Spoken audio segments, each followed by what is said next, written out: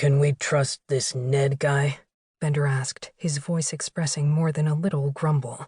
It was just after dawn, and an early riser he wasn't. But the timing couldn't be helped.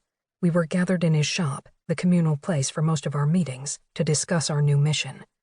We were each taking off in separate directions to find key ingredients Darby needed to concoct a cure for Plush, the pharmapsychotic drug that permanently altered the DNA of users, turning them into mindless pleasure seekers.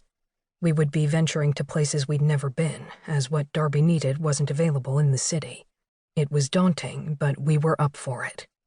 Success was the best, and likely only, chance we had to help Mary, an innocent woman who'd been caught up in the dangerous games of zealots and outskirts in this dark city.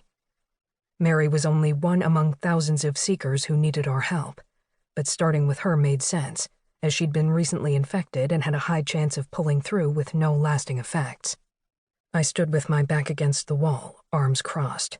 Daze sat in a chair, fiddling with a gadget he'd found on one of the work tables. Lockland had his shoulder braced against the cooling unit, and Bender was situated on his regular stool, a jug of aminos gripped in his fist. Case stood off to the side, near the hallway we'd just come through.